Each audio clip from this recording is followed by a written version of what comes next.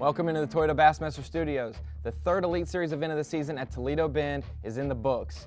As we take a look back at how the week transpired, we can see some definitive fish catching trends from each of the 4 days. Day 1 offered the best catches. Jason Christie started off with a bang and caught the Phoenix Boats Big Bass for the event within the first hour of competition. The first 3 hours of competition were the only 3 hours where there were over 100 fish caught in each hour. Most of that had to do with the shad spawn. Anglers capitalized on that early bite with those fish feeding on shallow grass and shallow wood. Day 2, the anglers saw a weather change and the bite wasn't as good in the early portion of the day.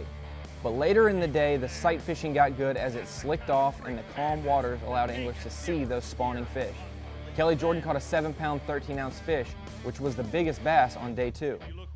Day 3, the weather changed once again and the wind blew heavy in the morning. With only 51 anglers on the water, the first hour or two were still very productive, with over 74 catches in the first hour and 60 in the second.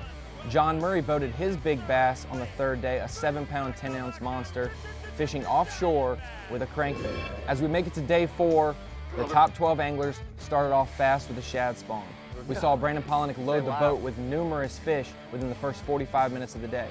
We also saw John Murray boat a 7.5-pounder in the first hour, fishing on an offshore house foundation. Murray didn't get a lot of bites out there, but the bites he did were pre-spawn fish. He wasn't targeting those post-spawn fish that a lot of other anglers were catching during the mid-portion of the day. After 4 days of competition, we can see how important the shad spawn was in the first hour of the morning. By far, that was the best fish catching hour for the 110 Elite Series pros.